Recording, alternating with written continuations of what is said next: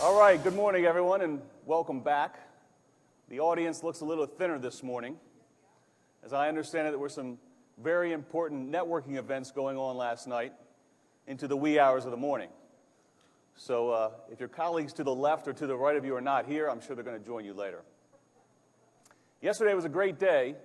One programming note tonight, I would highly encourage all of you to attend the ASUG Developer Wars.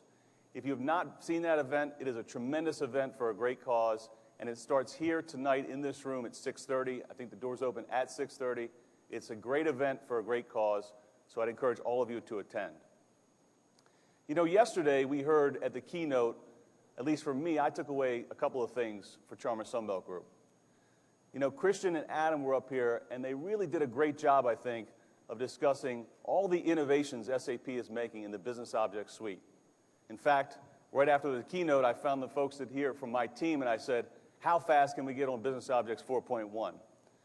And, you know, the reason for that is I took away the three things. The improvements in visualization that they're making. In our company, we have not taken advantage of visualization, and we really need to make some strides there. The innovations they're making in the analytical capabilities within the BusinessObjects suite, we're very excited about that. And then predictive analytics, which I think is the holy grail, at least for our company, in terms of being able to define what our customers, our suppliers, and our entire network is doing. Today, we have a special treat. If you haven't had the opportunity to see Steve Lucas in action before, he's a terrific keynote speaker, and he's going to talk about the journey to the connected enterprise. So with that, I'd like to welcome Steve Lucas, President of SAP Platform Solutions. Steve?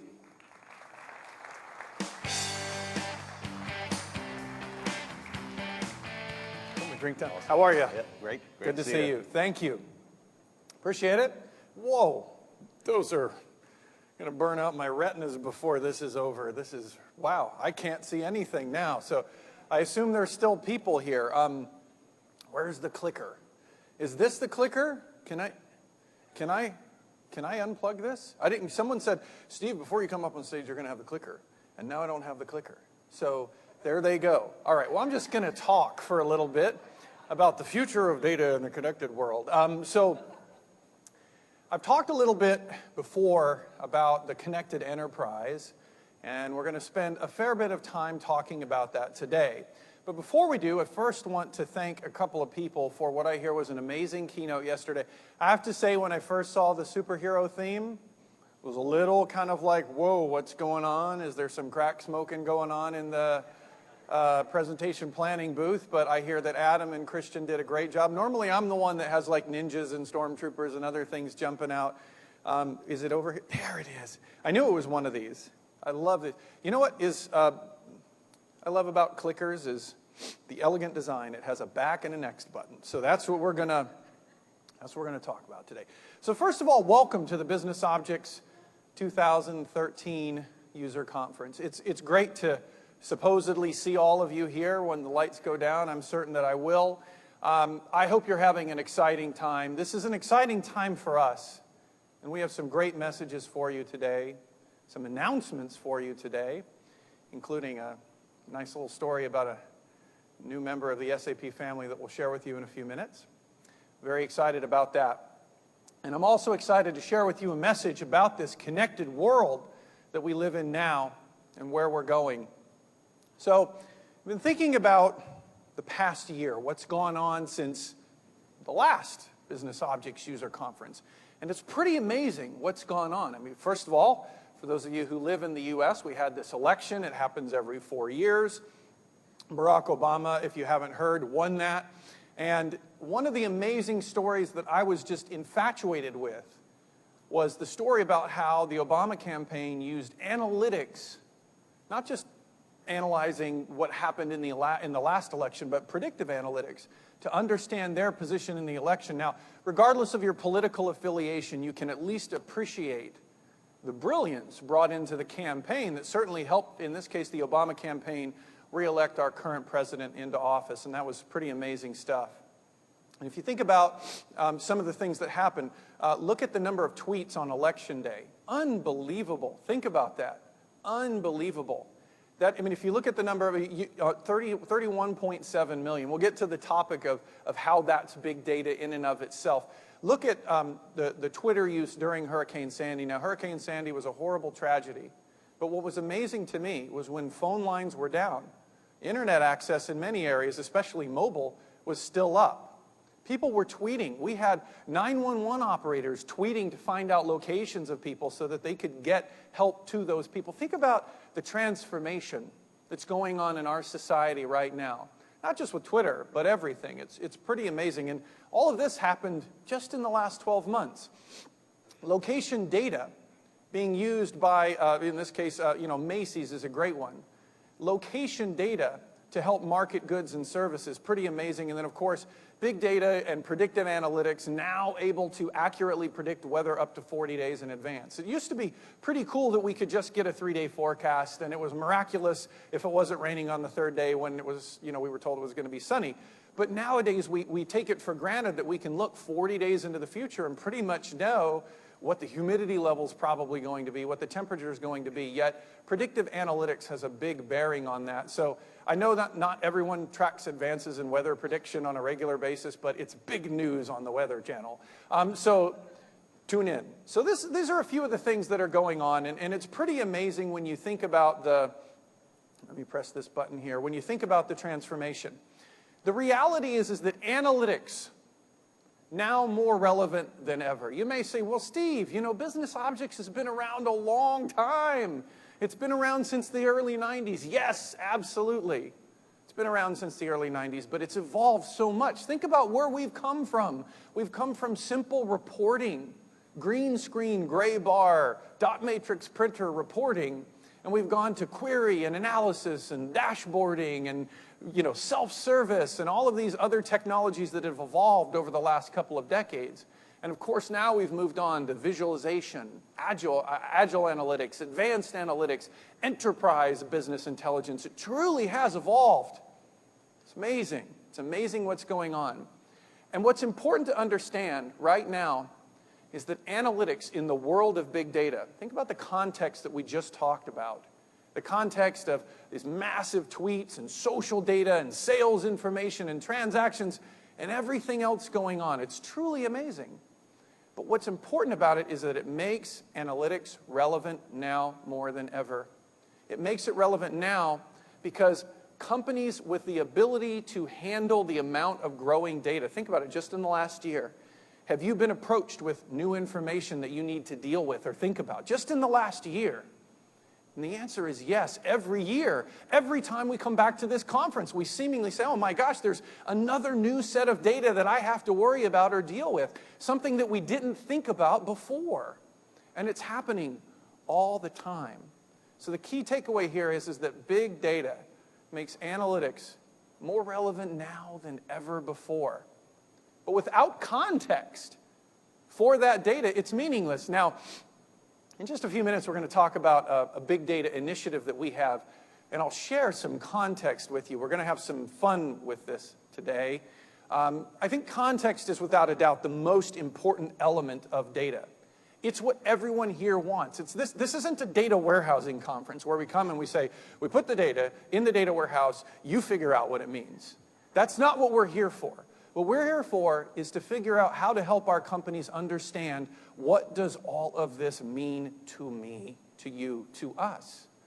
And what I'm fascinated by, I gave a speech yesterday at a charitable benefit meeting and was talking about the context of big data. It was in the context of charitable giving, but talked and spoke about all of the different kinds of information that they need to think about or deal with as companies, as charitable organizations. And I took them on a journey about how a modern company, like a retailer, looks at information. Looking at past user conferences, we've talked about how you can use security camera video feeds in real time to determine age, ethnicity, not just location, which would be on a mobile device, mobile data for location, et cetera, and bringing all of that together. I was talking about it within a context of charitable giving and how we can leverage big data to really increase our participation in social good. The point is this, is that whether it's making more money, which is what hopefully a lot of us are here for, or it's doing more good, doesn't matter. Analytics is here to stay. It's survived the test of time. And we, right here, we make this industry. This is what we do. We set the tone. SAP BusinessObjects is the #1 analytics platform in the world, and that's thanks to you, period. But we owe a lot to you. We have a tremendous amount of improvement that we need to build into the product, and I know that Christian and Adam yesterday talked about BusinessObjects 4.1, but that's just the beginning. Now, the big question that I always ask, well, what's driving all this? What is making it such that big data is becoming just pervasive and all over the place and omnipresent? What is it? And I've shared this slide before, but I think it's relevant here, is if you think about it for a moment, almost everybody in this room, without exception, there may be a few people, remember that moment when you first got on the internet. Remember when you first typed www. There were only 4 websites at the time, so it was fairly easy to guess which one you went to, but it was like CNN.com, or you went to one of those. First, you had to go to the website where you could. Here's what I don't understand. I don't remember how I accomplished this. If you needed to go to a website to download a browser, how did you download the browser? I don't remember. But what I remember is I remember getting online for the first time, and I remember it blowing my mind. I remember going to Amazon.com for the first time and going, whoa, I can buy a book. Not sure that I care, but whoa, that's pretty cool. And I remember the first time that I typed my credit card in online thinking, someone's going to steal this, but it's so cool, I don't care. And enter. I remember that. I remember those days. And that was when we logged in, we connected to the internet, but the internet did not connect to us. It wasn't an interconnected system, which is exactly where we are today. Now we've evolved to the point where if you don't have broadband, no offense, you're a second-class citizen. You just are. It's amazing to think, but I mean, there's still people in the world that don't have broadband. But for those of us that do, think about it. I know every person in this room has a mobile phone. If you don't, I'll show you mine afterwards. It's awesome, and you should try it. But I know everyone has a mobile phone. Think about this for a moment. For those of you in the audience who work at mobile phone companies or service providers, AT&T, Verizon, many other great companies in the industry, everybody's mobile phone in this room right this moment is sending a little ping. Depends on, it could be every 1 minute, every 30 seconds, every 5 minutes. It doesn't matter. So for the 1,000 people in this room, every minute sending a ping that just says, hey man, I'm in Anaheim. You may not be at Disneyland, but you're in Anaheim, right? So here I am, every 30 seconds, every minute. And that telco company is capturing that data. Think about it. And they know where you are at every moment in time. Not only do they know where you are, but they know who you call. Think about the massive amount of data that we will generate in this room over the next hour. Now, what kind of intelligence could you glean? Not much from you sat here for an hour. But there's so much more than that. Being able to analyze the data bandwidth usage. Are you tweeting? Are you not? What kind of user are you? It's tremendous. This is the world that we live in right now. This is it. It is the interconnected world, and it's not going back. It will only get more connected. But the summation of this is that we talk to things. We look at our phone. We use apps. We talk to those apps by typing in information. We search. But we're quickly entering a world where things will begin to talk to other things. And there's a very simple example. I've used it before, but I think it's very relevant, is in my house, it's fascinating to me that when we first moved into our house, it has western exposure where the sun sets, and in Colorado where we live, it can get really hot because the sun's bright, the sky is blue, it's beautiful. You should try it if you're from the East Coast where it's all hazy and stuff. Come out to Colorado, it's really cool. But it gets really warm in the house, really warm. And so we would do the air conditioning war. If we'd turn it, you crank it up, and then my wife would complain because it's too cold, and it would just go back. It was this eternal war. And what I found was just lowering the shades on the west side of the house. I know that should seem obvious, but just lowering the shades and keeping them lowered all day actually kept the house about 10 degrees cooler. Now, here's the question. Would it be more efficient for my home if it made the decision on its own to lower the shades automatically or turn on the air conditioning depending on what the right decision is. That's a thing talking to another thing, the air conditioning unit, the thermostat, talking to the shades, press a button, they lower down. But we have to build that. Now, I'm not saying that's the most complicated use case scenario. What I'm simply saying is that in the world of things talking to things, this group right here will be the group that innovates on that conversation. It's building a decision matrix with us at the center. Things make or have conversations with other things and makes decisions in order to make our lives better. That's why we do this. Transactions more efficient, whatever it may be. But this is the world that we live in right now. So big data is having its cloud moment. I call it a cloud moment because if you think about the cloud, everyone says cloud computing now. When in reality, think about cloud computing. What is cloud computing? No one really frickin' knows what cloud computing is because it's everything, right? You say, it's in the cloud. What does it even mean? Is it Amazon's EC2 service? Is it HANA Enterprise Cloud? Is it Facebook? Who knows what cloud computing is? We used to have lots of terms, right? We used to say, well, this is a SaaS vendor or a PaaS vendor. It always ended in ass, whatever it was. But you just put it on the end, right? It was customer as a service, platform as a service, software as a service. But it was very specific. Now we just say, oh, I'm cloud computing. Oh, okay, you're cloud computing. That's what we do now. So we've standardized as a society on this term. And that's okay. Now it seems that data is having its cloud moment. I know we like to say database and data warehouse. It's not that these things go away. It's not like a vendor that provides a platform as a service goes away. They just now describe themselves as a cloud platform. But I believe that data, or big data, is having its cloud moment. We're adopting this term, big data, to describe a lot of things. It's not a bad thing. It's a good thing. Because we start to kind of get the general context of, wow, that includes a lot of things. It's data, it's social information, it's network, it's log data, flat files, unstructured, it's big data. So we don't talk about it in the context necessarily of all the different specific types of data anymore. We just say big data because it covers a lot of ground. I think it just makes the conversation more efficient and easy. So I personally have adopted big data. I know that it may sound a lot like, well, you're just big data washing everything. Actually, no, just shortening the conversation. So big data is obviously having its cloud moment, but let's talk about the value of big data.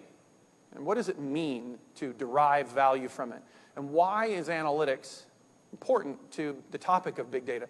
And first of all, every company in this room believes that they have big data. And you know what? You're right. Because it's all relevant to you. It really doesn't matter what the other person has. I have had companies, I had an automotive company sit down and say, Steve, hey Fred, sit down and look me in the eye as a CIO and say, we have more data than anybody else on the planet. I know that's not true, but I'm like, absolutely, you have a lot of data. You just agree because to them, it's all relevant. It's what matters is the relevance. But then you know that there's credit card companies and massive retailers that also have tremendous amounts of information that they deal with. But we all have lots of big data. We have social information, mobile, data warehouse, database, transaction, unstructured, log files. All of this stuff starts on the left-hand side. And you have to have the material components to acquire this information, to analyze it, and then act on it. All of these components are important when it comes to building a solution around big data. I've been asked many times, Steve, give me context for what SAP does in and around big data. Well, first, we have the tools and the solutions to help any company in this room acquire, curate, and manage it. Analyze, understand, and predict on it, and then act on that information. And ultimately, big data delivers big value if you do these things. Oh, by the way, our core belief, even though I won't say HANA, is underneath all of this information is a real-time data platform. That other word I just said. The whole point of a real-time data platform is who cares if you're going to analyze the data to act on it 3 months from now? That's not the world we live in anymore. Think about this for a moment. If Fred is the person behind the retail counter and I give him the pair of jeans and the t-shirt and he's checking, swiping my credit card and doing all of that, if I give him that information. What good is it for him to offer me a credit card that I don't want for 10% off my purchase today? That is the moral equivalent of carpet bombing. It doesn't make any sense at all to do that. We have the technology to deliver a real-time, relevant offer to me at point of sale in a retail store. We choose not to build that, but yet we know it would be transformative in our businesses. That's the whole point of what doing analytics in real time means. That's the whole point. So, we talked a lot about, and I know Christian and Adam did as well in the keynote yesterday, around our new vision, our platform for analytics. We talked about enterprise business intelligence, agile analytics, or agile visualization, and advanced analytics. They talked about that a lot. If you look a level below that in the world of making data make sense, making big data make sense, what we really deliver is first and foremost the tools. You've seen some of those. We're going to show you some more. Some of the tools that will help you extract and analyze that information. But more importantly, SAP also has the experts to help you analyze that information. Most people don't know, but we actually have about 70 or 80 predictive scientists, data scientists at SAP that can help you sit down and build data science models. These are, in a literal sense, for many of them, former rocket scientists that have PhDs in mathematics and statistics that are just freaking brilliant. Whether or not you want to hang out with them in the bar afterwards is totally up to you. But brilliant people, really brilliant people, amazing. And we have the applications to help you act on this information. So it's not just about the tools. It's not just about, oh my gosh, can I see a chart and fly through it in 3D to see that my sales still suck? That's not what it's about. Who cares? I mean, what amazes me about technology today is you'll have someone go, oh, here's a brain map of your crappy sales. Who cares? If you can't act on that information, not just beautifully visualize it, your sales still suck. And that's what we're here to change. We're here to make every company in this room that is already great the best in their industry. That's what we want to do with you.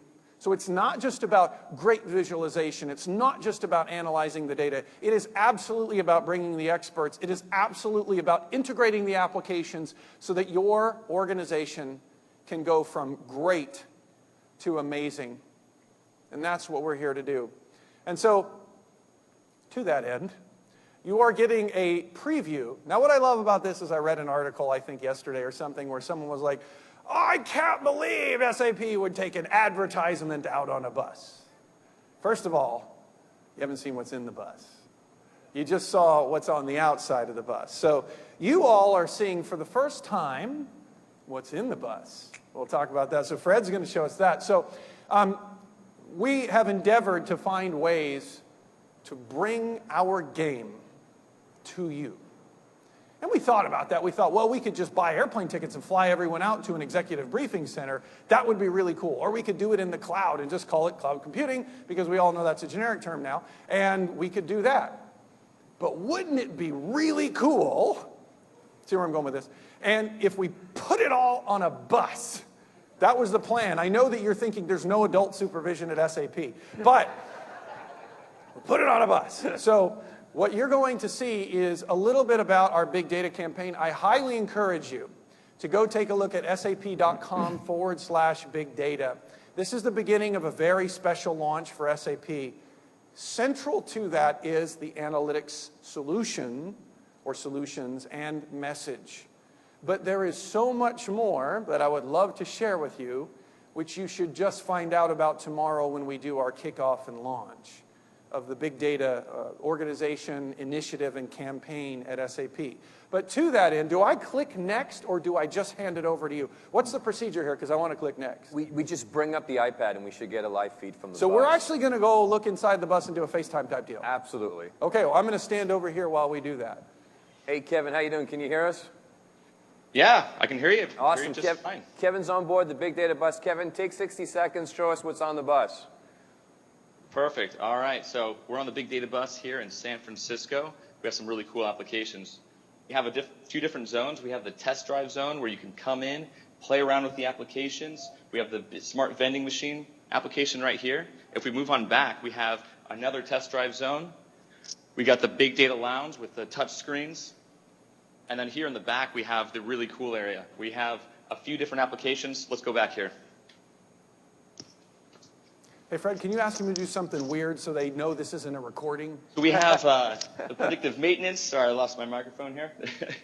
And then we have the telemetric data coming from the bus. So next time, if you see the bus and you're just driving around, try to get on and play around with these applications. Thanks a lot, Steve, Fred. Have a great one.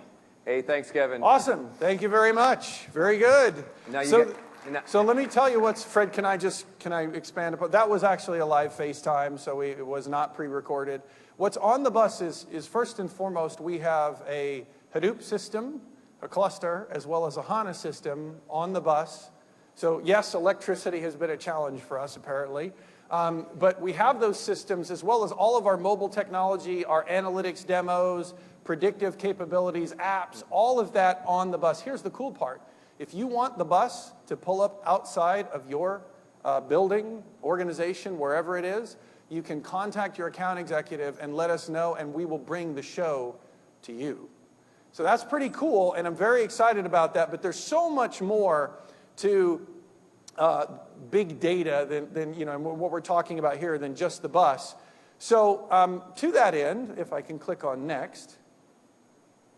Here we go. Okay, so I'm going to talk about the roadmap now. Or are you going to do the demo? We have like a 10-second demo if you want to see it. This is really cool. I do want to see the demo. Cool. Do you guys want to see the bus demo? Okay, yeah, show the Awesome. demo. So if you get the iPad back up, and by the way, guys, if you want to see how rock stars live, walking onto the bus is just an absolutely awesome experience. You know, the door opens. Can I watch? You can absolutely watch. Okay, so, great. we just couldn't do a big data bus without doing something about big data with the bus. And so we have tires, and these tires are brand new tires. They actually they're tagged. There's a little device inside the tire that measures a couple of parameters. What we've done is we've built a reader that reads all that data, and we're going to track the bus as it goes on its big data journey across North America. So I actually click on one of the sensors. It's actually live right now, and actually that's the tire pressure as well as the temperature inside that tire that's in the bus. If they start driving now, we'll see it. If they want to throw a party and we see the load increase in the bus and the speed go up, we know something's going on and we make a phone call. Very useful. Extremely useful. But here's the idea, right? We can measure very simple things. And by the way, we can actually also connect to the tire manufacturer's database, get information about those tires. But we can derive things. And this is the whole secret to doing this. We get a very simple measurement. But over time, we can see how that measurement changes. And now we can interpret what tire wear is, even though we don't have a tire wear sensor. So we're on a journey with this bus. We're going to learn a lot of things. That's so cool. We're actually measuring all kinds of parameters from the engine to the tires. We'll know if the tires, the temperature, if anything else that we're doing with the bus is causing us, Can other people use this too? Well, we've gotten so many requests. We're going to try to get this out as soon as we can, so you can actually track and see where the bus is going when it's coming to your town. And I like that. I still want that moment when we drive by and somebody's holding up a sign that says SAP Big Data by the side of the highway. But we'll see if we can get there. Excellent. All right. I've heard rumors there's a mini bar on the bus, but I'm not entirely sure. I guess, first person to get on, you'll have to let me know how that one turns out. Fred, that's awesome. I think we should give Fred a big thank you for that. That's amazing. What else you got? We're good with this. You're good with that? Yeah, we got another demo a little bit later. Oh, okay. All right, good. I'm good then. All right. So the bus is pretty cool. I know I'm enamored with the bus. It's a new toy. I'm really super excited about it. So you'll just have to forgive me for a while.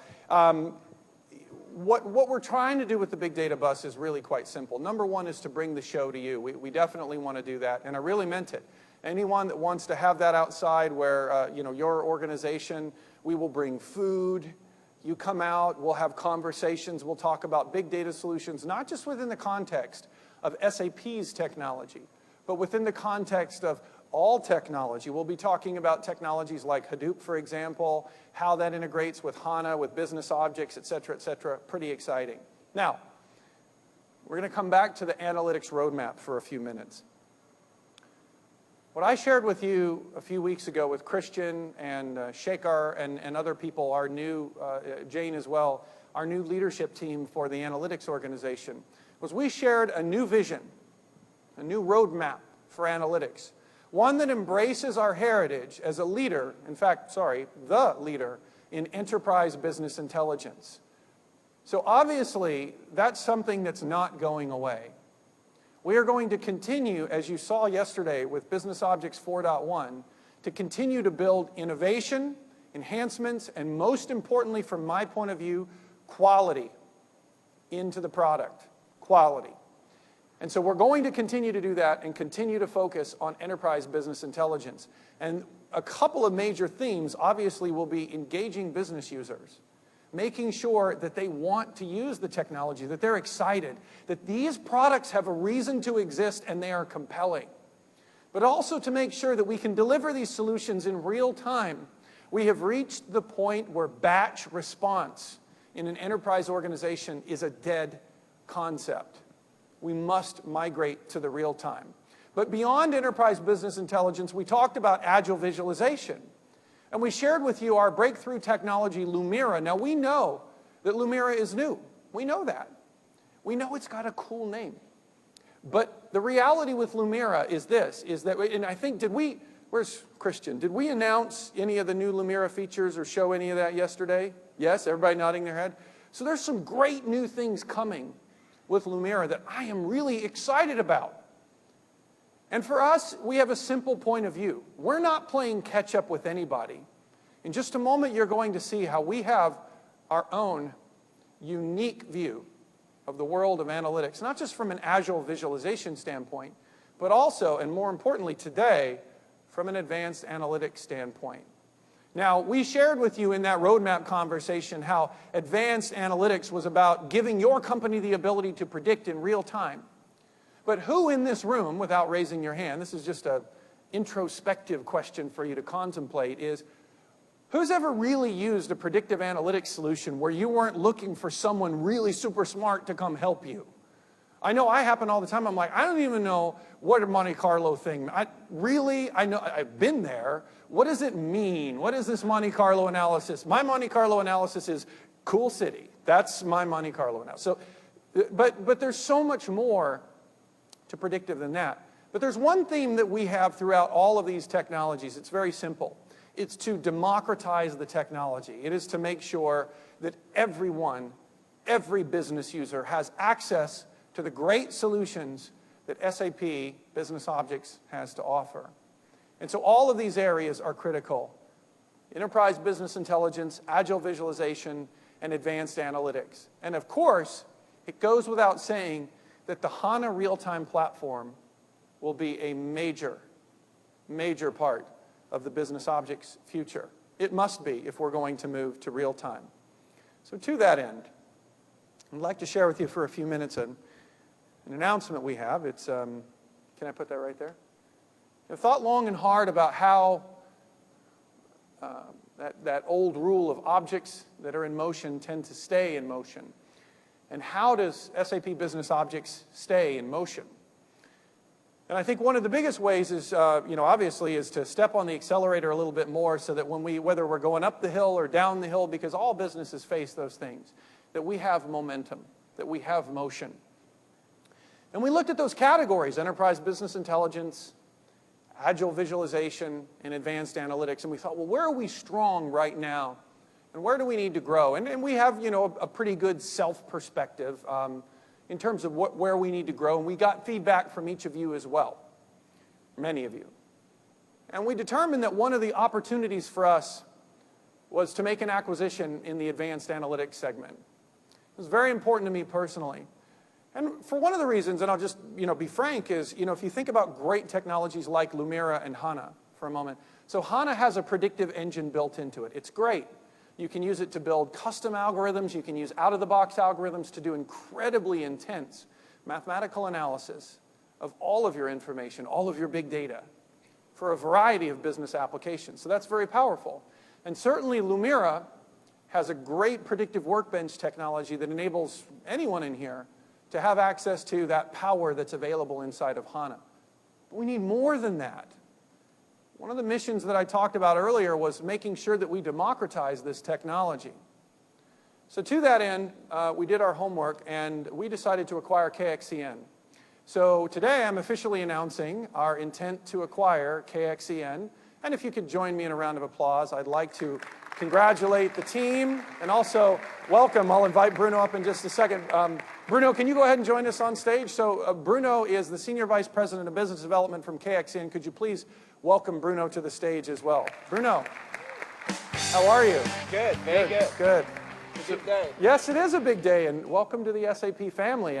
Thank you. Very exciting. I know that, now, first of all, where do you live now? Where are you based? San Francisco. San Francisco. Okay, so sort of local. I know California is long and tall, but it's sort of local. Maybe you could just first and foremost just introduce yourself to the team, and then we'll advance a slide, and I've got one question for you. So if you could just quick intro. Yeah, sure. So I'm Bruno. I run business development for KXN. I've been with the company for just over 10 years. Excellent. Welcome. So when we did the analysis, and we had many a conversation as well, we did the analysis, and I actually, before we get started, I have to thank a couple of people for helping make this happen. First and foremost is Manny Gill. Manny, could you stand for a moment? Manny, just for a moment, works behind the scenes a lot and doesn't like to take a lot of credit, but the reality is that Manny has been a man on a mission for a long time to make sure that SAP increases its strength in the advanced analytics or predictive analytics segment. And, I think without Manny, we would not have this opportunity to do so. I know that Manny's been involved and had many a conversation Very with you. much so. But I think if we could all give Manny a warm thank you, round of applause. Thank you, Manny. And of course, Christian and Shaker and Jane and many others were involved in helping drive this.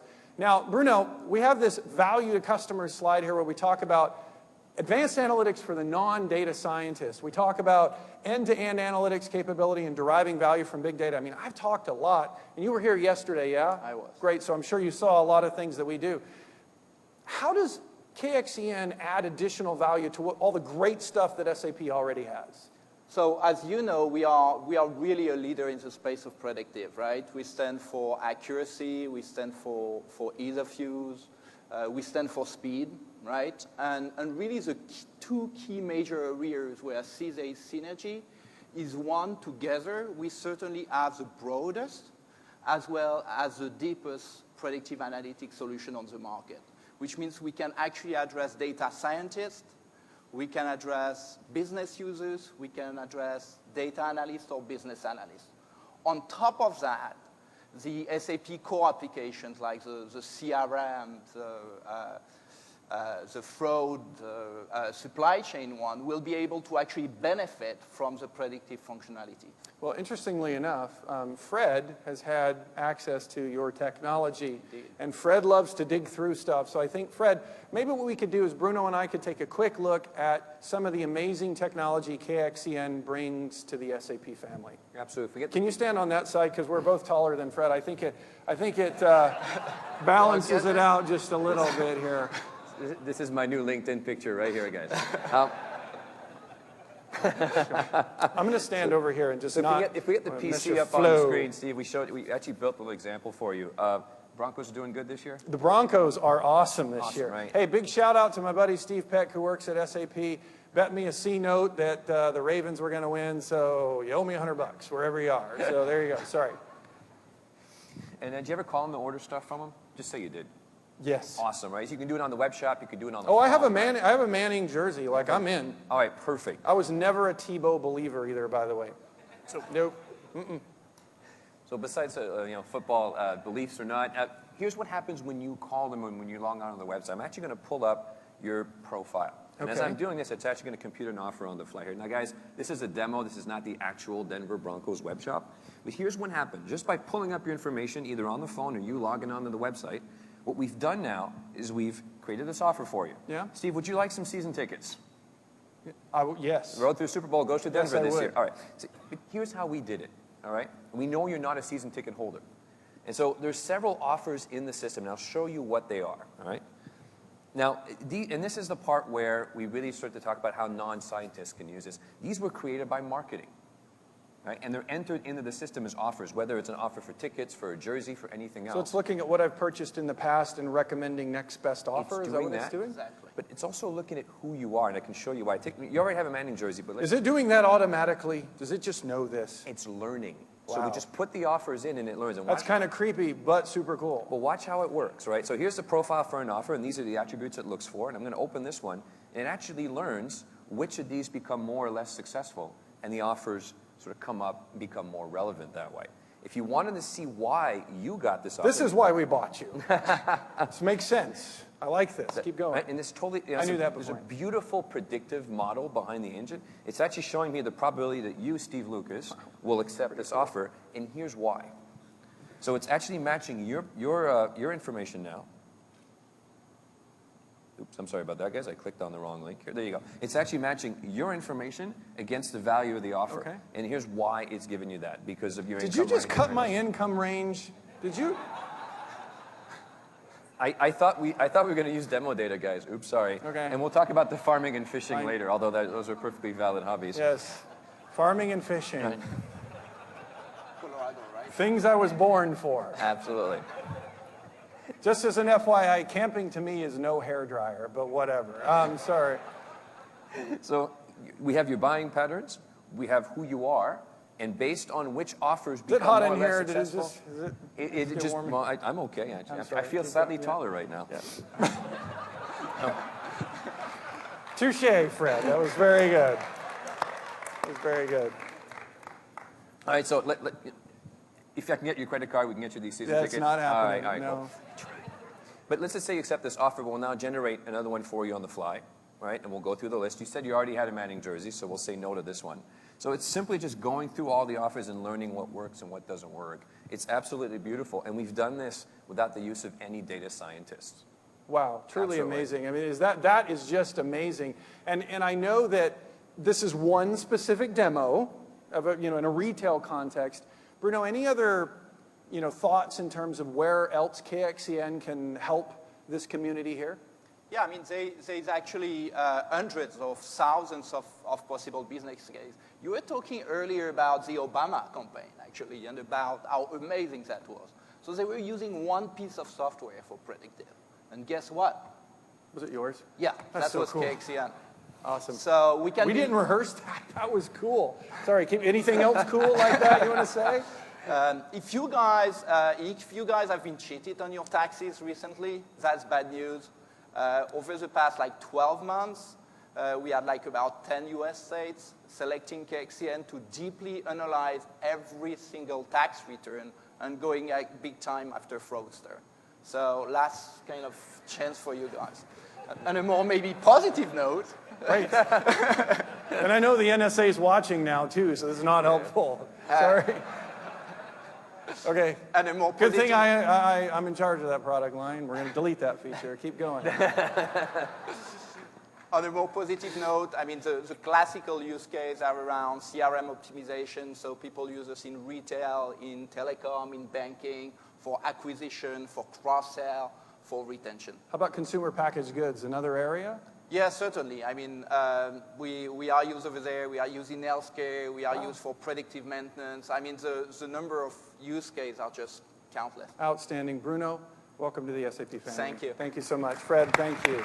This is great. Thank you. Really exciting. Very cool.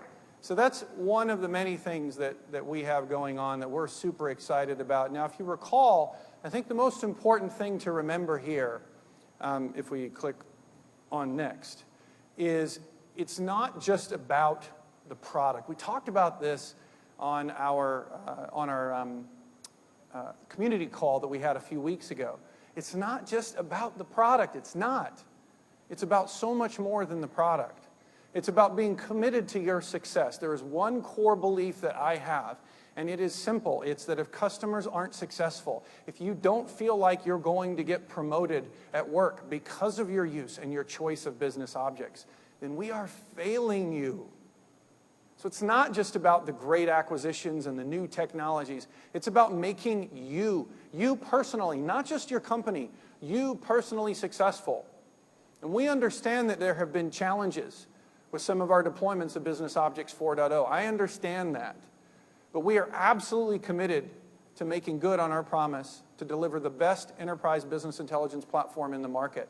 And I absolutely am convinced that 4.1 is a huge step in the right direction. I am so super pleased with the quality, the leadership that SAP and the development team has shown there. And I really can't thank them enough, and thank all of you for being committed customers, giving us lots of feedback that we've been able to use to improve the technology. So to that end, there is a new site. I know that Christian shared this yesterday, but it's important to reiterate. SAP, I know it's the longest URL I think ever invented, but SAP BusinessObjects BI.com is live right now. Why is this important? It's all about resources to help you be successful. Whether you're a partner or you're a customer, doesn't matter. We've got content for you. Now, one request that I would have is anything that you have that you want to share with us, if you've learned something, if there's some insight, we want to publish that on this website too. We need your help.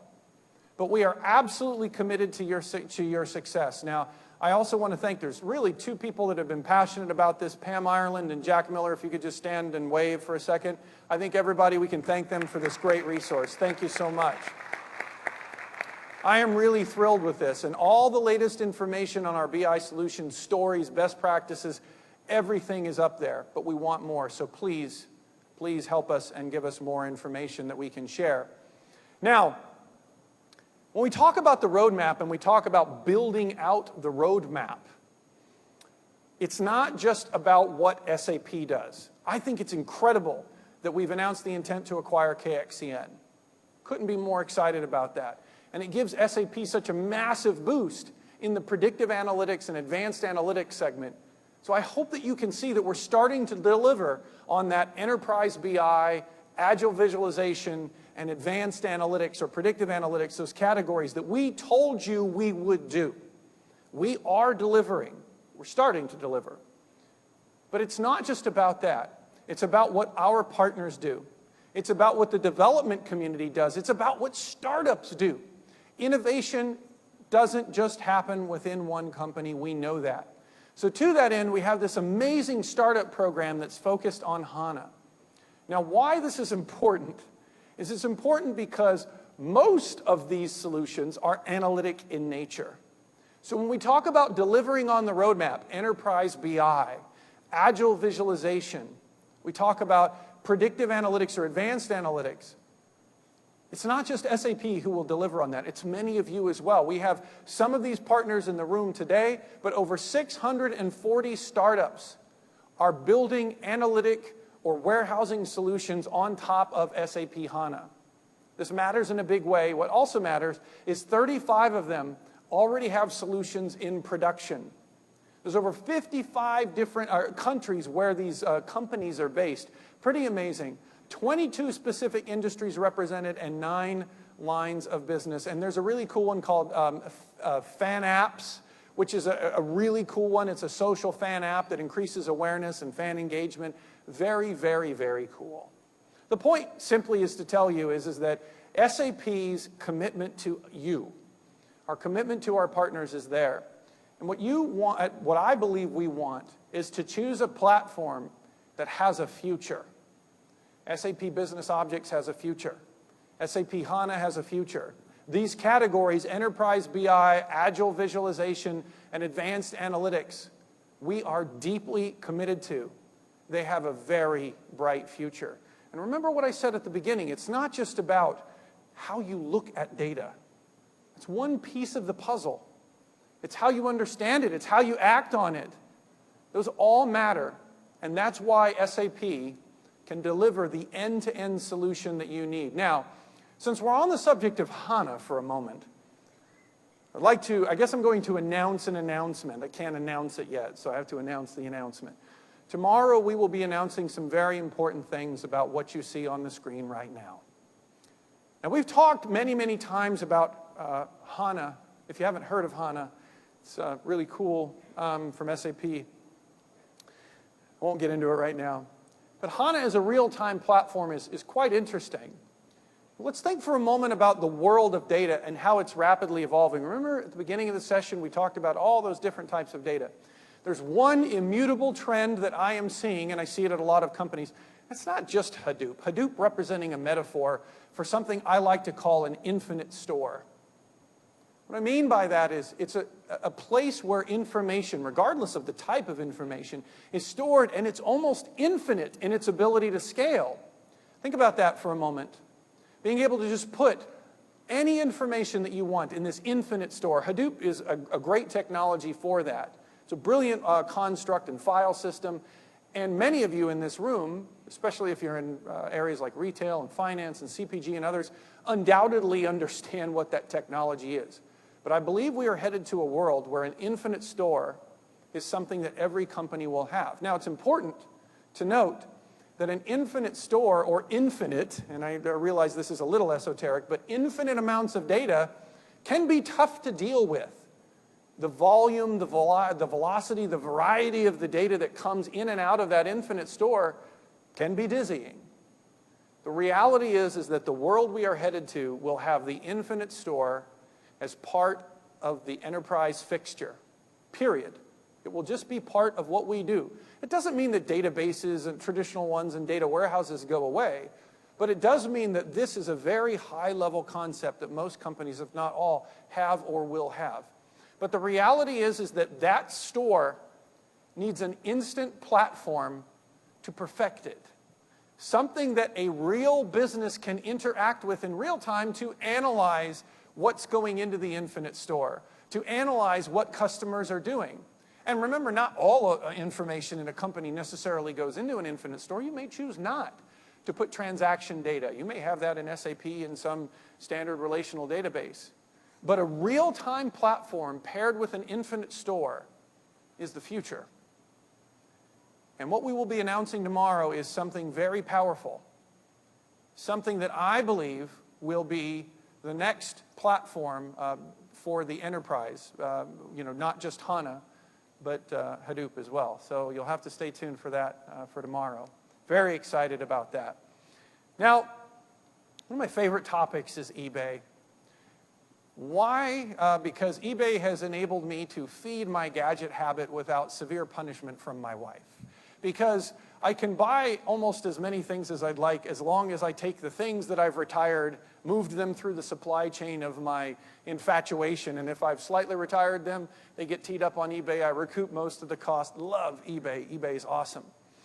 For many of you who spent time in your formative years in the early 1980s, there was a tennis shoe that in the world of basketball was above all else. It was the Air Jordan. And if you don't remember the Air Jordan, it was the coolest shoe ever made. But we'll just summarize it that way. But the Air Jordan was also, at the time, it was $49.99. Back in the early 80s, that was a lot of money for a tennis shoe. That's like the equivalent today of like $600 for a tennis shoe. It's a lot of money. And people, they craved this shoe. This was like the shoe.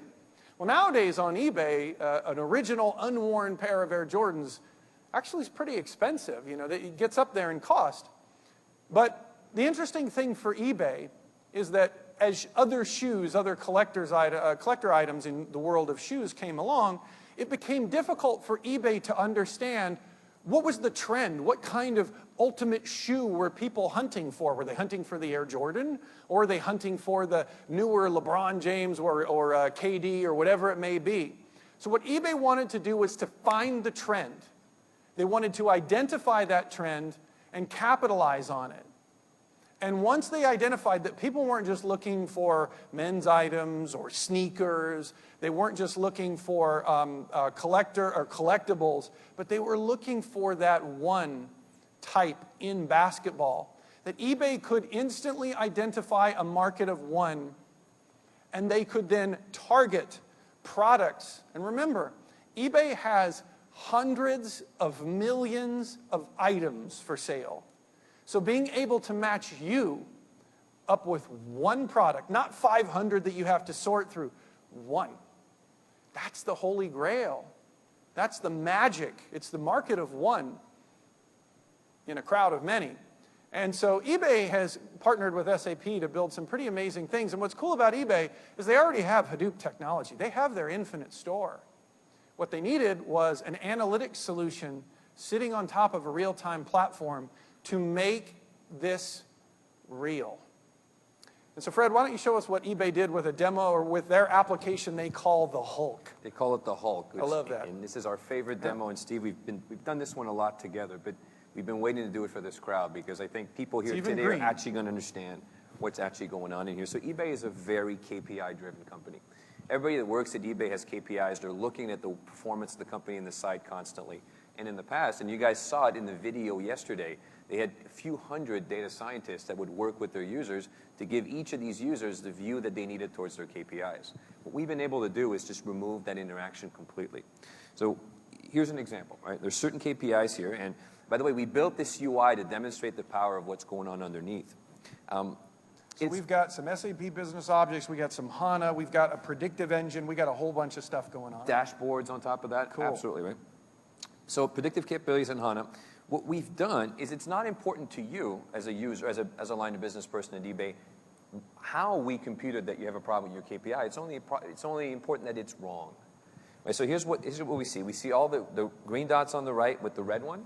The column on the left is the actual algorithm. All of these data series have different algorithms, and there's a whole science to matching the right algorithm to the right data series. Correct me if I'm wrong, isn't the amount of data this is sitting on top of 50 petabytes with a P? Over 50 petabytes, yeah. That's big. Yeah, that was when we did the demo. It's probably much bigger than that right now. But it does qualify as big data. It's absolutely big, yeah, by anyone's stretch of the imagination. So here's what we've done. I'm going to switch to a different metric here. I'm going to take search engine optimization. So instead of actually trying to take time to find the right algorithm, we're just going to run all of them. And we're going to run it in real time. Not only that, but we're going to run it. And we're not looking at live data, right? We're looking at data from last year, so we're not actually analyzing private data. The demo is live. We just took a cut and we sanitized the data for demo purposes. Okay, good. Yeah, So we're not breaking any, there's no NSA stuff going on up here. We're all good. Nobody log into eBay right now and change anything. But again, so this is today, and what we're able to do is go in the future and again run for every KPI at eBay, every predictive algorithm we have, and identify where the problems are going to be ahead of time. So it's not enough that you're just looking at how your business did yesterday or even today. You want to use this technology to figure out when are my KPIs going to go from green to red, and you want to address that ahead of time. Outstanding. Right? Well, Fred, this is pure amazing. Data science exercise. It's been completely automated. So we've gone from today in our demonstrations. I mean, we've started with more, and I know we saw a lot of amazing demonstrations yesterday, but we started with more kind of traditional analytics scenarios. Then we went to some custom apps like the bus. And now this is something that is a simple yet customized dashboard, but sitting on some very powerful constructs at eBay. Absolutely. Pretty amazing. Well, Fred, you don't get thanked enough for there's a tremendous amount of preparation that goes into these demos, especially when they work. And Fred, you have been amazing, and I think we should all give Fred a big round of applause for those. Thank you. Really appreciate it. Thank you. So as we go back to the slides, pretty exciting stuff if you think about it. Let's talk for just a moment around this big data challenge. So using our analytics technology, I hope to use our newly acquired predictive analytics technology as well from KXCN. We have this great thing, this exciting challenge called the Big Data Challenge. And what it's about is it's not about data scientists. It's about you as business analysts, learning to use some of the predictive technology that we can provide to you and to your companies, obviously. But we actually have some fun stuff. So we have a $10,000 prize amongst many other things that are in the competition. $10,000 is a pretty good chunk of money when you think about it. And you have the ability to go to this website and actually enter, and you can submit use cases for how you've applied big data, amongst other ways to win. There's also some other exciting prizes. There's a free pass to Sapphire. There's also a social giving prize where we'll be donating $5,000 to a charity of your choice. So there's some really, really neat things that we're doing. What I would just encourage you to do is check it out. Give it a try, or at least somebody in your organization, because we obviously want to make it both social good as well as fun in terms of how to learn to use some of these technologies. So certainly do check that out. So where are we today, and where will we be a year from now? Obviously, analytics is the core topic for us. And it matters in a big, big way. And analytics will continue to matter. There's no going back from where we've come from. The amount of information that we think we have to deal with today, which is intimidating, will be multiple-fold larger than that next year. It will be tremendous. In fact, next year at this time, standing on this stage next year, I'm sure I'll have the opportunity to talk about some new big data challenge. But the reality is that the challenge will still be there. It will be change in the type of information, the volume, the velocity, the variety of data that will give us a big challenge. So change in data type sizes will certainly be a constant. But I hope that this time next year, maybe we'll have to have like a big data blimp or something to one-up ourselves next year.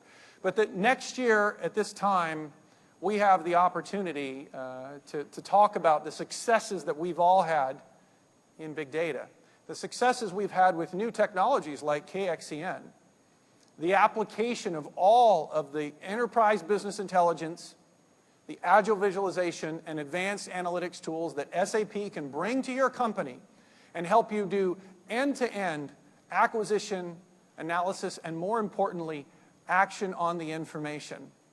That is what SAP is all about. It's to not just deliver you one way to look at information. It's to help you change your company, to help you act. And that's what we're here for. So I'd like to thank you all for your time, for your energy that you bring to this conference, for your belief in SAP. We believe in you, and I truly appreciate that. So I want to thank you all, and I wish you a great rest of the conference. Thank you very much. Ladies and gentlemen, please welcome from ASUG News, Tom Welgum and Courtney Bjorlin.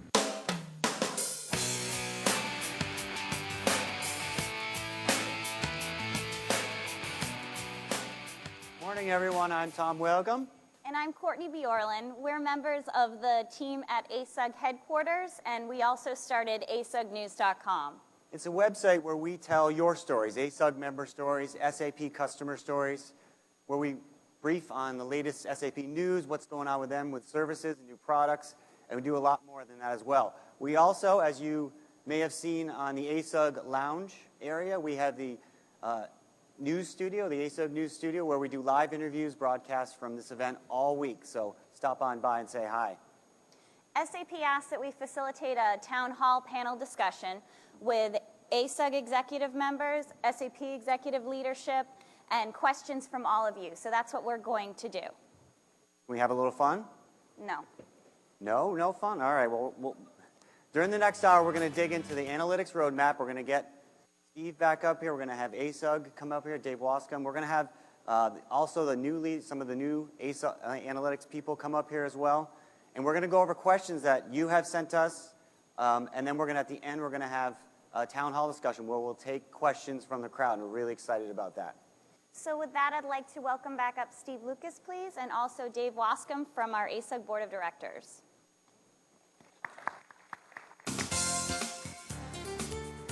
Hi. How's it going? Good to see you again. Hey, I was just up here. Yeah, tough act to follow. That's great. Can I sit here? You can sit Okay, there. great. How are you? Good. So Steve, next week when our members of the audience here go back to their work and they have to tell their bosses and peers, what's the one thing that they took away from this conference? What would you like it to be from your keynote?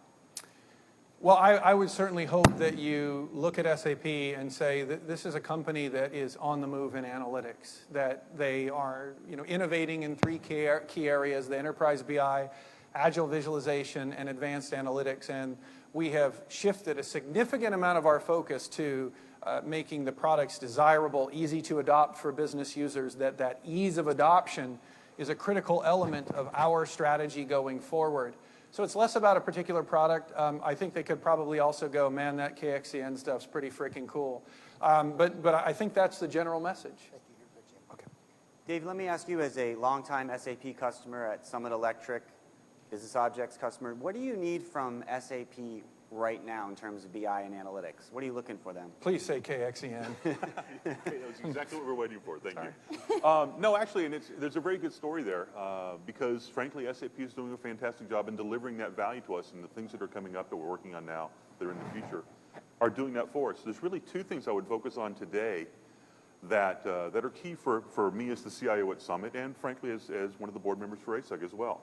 The first would be what I call product rationalization. One of the challenges we have as a user of the BusinessObjects suite is that, I have a business case where I need to accomplish A, B, C, and D.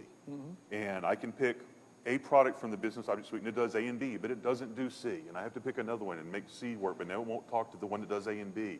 And to work through that process, to be able to understand how to make the user experience with the BusinessObjects tool set more seamless, broader, and allow a less sophisticated business user to be able to take advantage of those products. So yeah, absolutely. KXN is a very good example of that, where I don't have to go hire a data scientist to do that sort of functionality. Yeah. I can have a business user empowered to do that. But not just add a tool, it's make it more of an end-to-end process. Absolutely, Understood. absolutely. Yeah, I think that's a great point. The second point actually dovetails nicely into that is, and again, something that SAP is working on, HANA, fantastic platform. But as a small and medium enterprise, and we fit squarely in that space, that's a difficult reach for us sometimes. And so moving towards a more prolific offering around the HANA platform commercially, which is a nice way of saying making HANA cheaper. Yes. Got that one. Thank you. And again, the direction is there. This is the first time I've heard this. Yeah. Just from me, though. Yeah. And so again, SAP is clearly they've seen the tea leaves, they understand that's really the direction they need to go, and that's what's happening. And so, now my challenge is for me to be patient enough to let that happen. So. Excellent. I think those are well said, and the reality, Dave, is we want HANA to be a pervasive platform, and I think that there are a lot of things that we've had underway, things like making HANA available on Amazon, EC2, and other things. I realize that doesn't fit every use case, so we have a lot of work cut out for us there. But there's some really exciting things that we'll be communicating coming up. I would say just, my ask would be, we're going to continue to try to make HANA as pervasive as we can. And you're right, on the first point around the end-to-end, I think the interesting position that we're in at SAP is I'll characterize this as tool-rich. We have a lot of tools. Yes. And I think what we need to do is to make those, continue to invest in those as a cohesive suite. And the argument is, well, in Microsoft, like we use Microsoft Office as a metaphor, how many tools in Office are too many tools? And most people use Word, Excel, PowerPoint, right?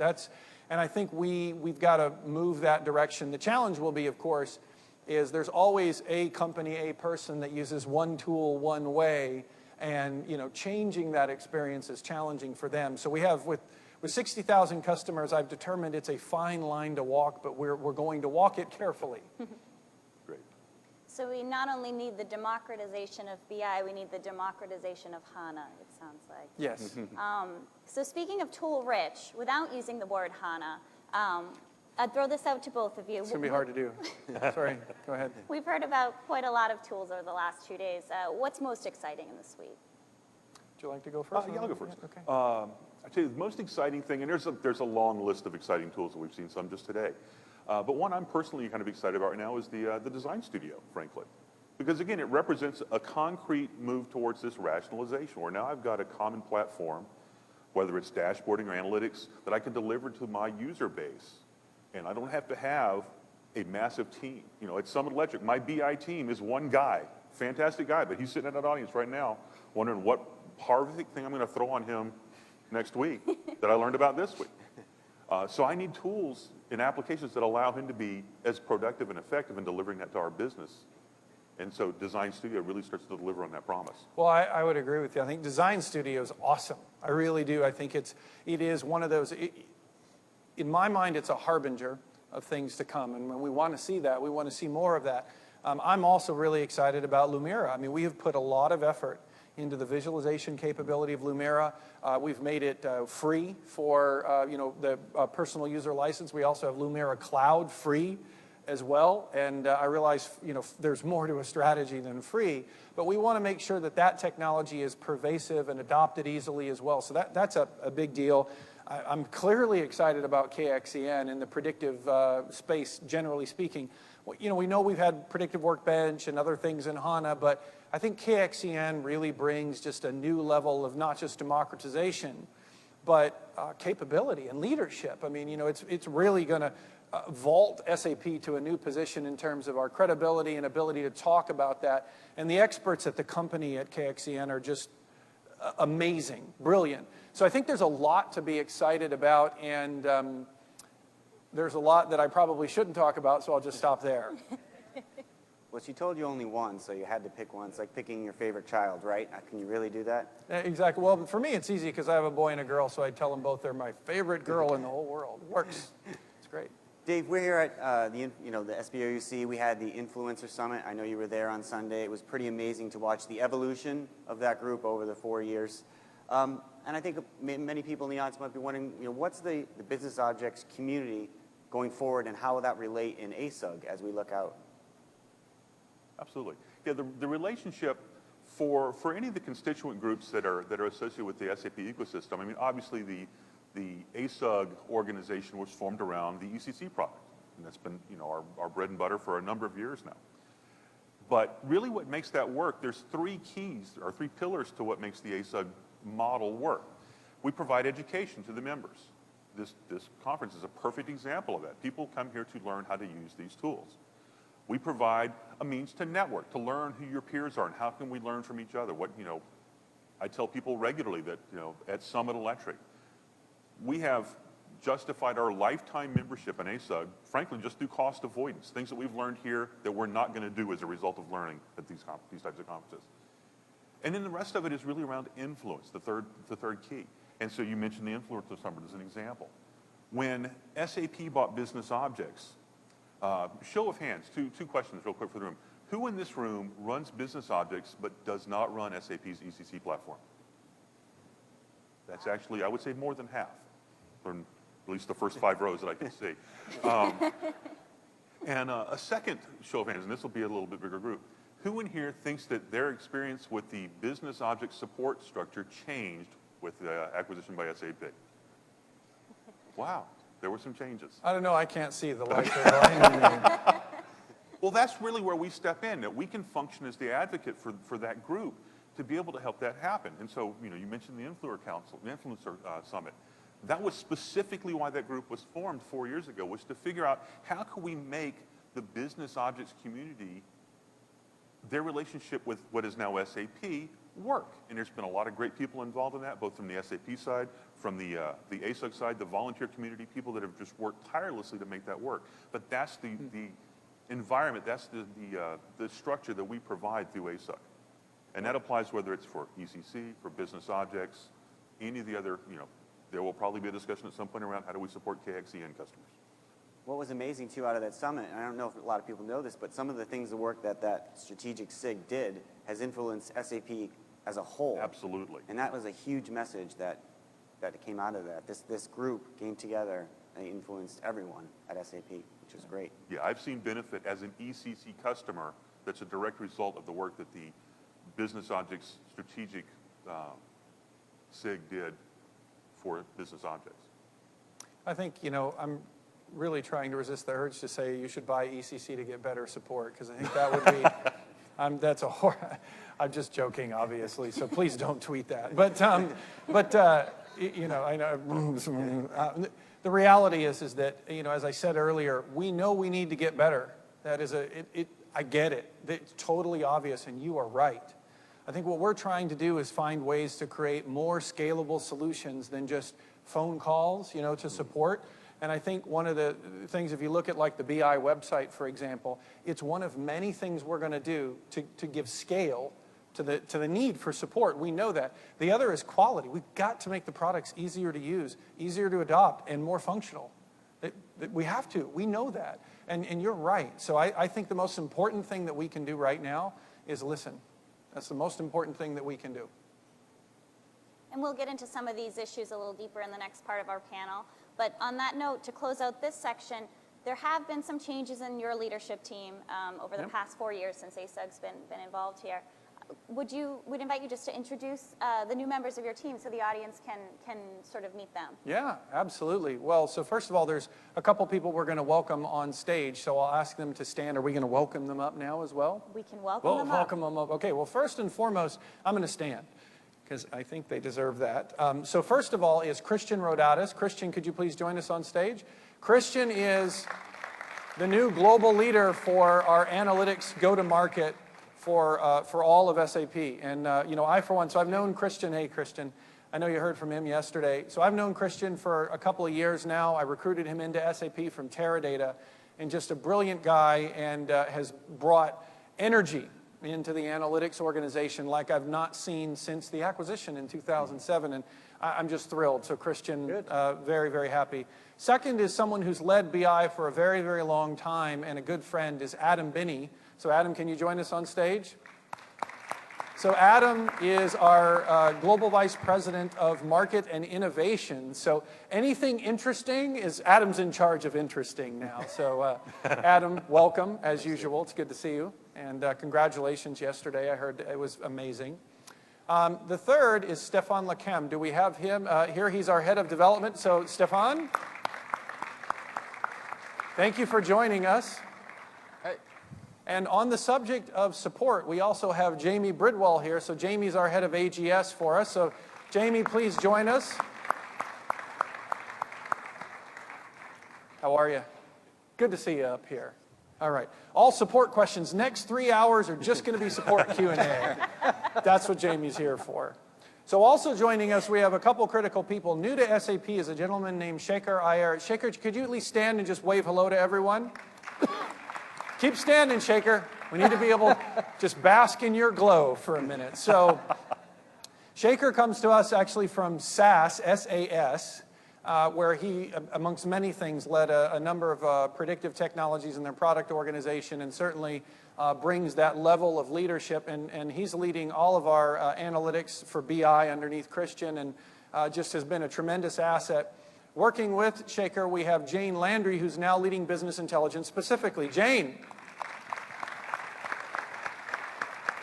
Very proud of this moment, because I've known Jane for a long, long time. And, one of the things that Jane brings passion in and around is on customer success, use cases, end user, business adoption. And she's going to bring that passion into business intelligence. So Jane, thank you and congratulations as well. Next, we have Pam Ireland. Pam, if you could stand for a moment. So Pam, amongst many things, she works with a gentleman named Jack Miller, who's our Chief Customer Officer. And what Pam does is anything and everything around customer success.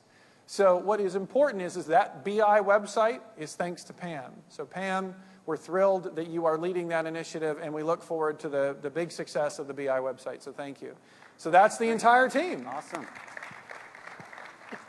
Well, thank you very much, and we'd invite these four gentlemen up now, and you two gentlemen can take a seat. Okay. We'll have you back Don't go up. too far. Thank Don't you. go too far. Thank We'll you. have you back All right. up. Thank you so Anyone much. come over? I didn't drink the water, so you should feel free. Come on over, guys. Have a seat.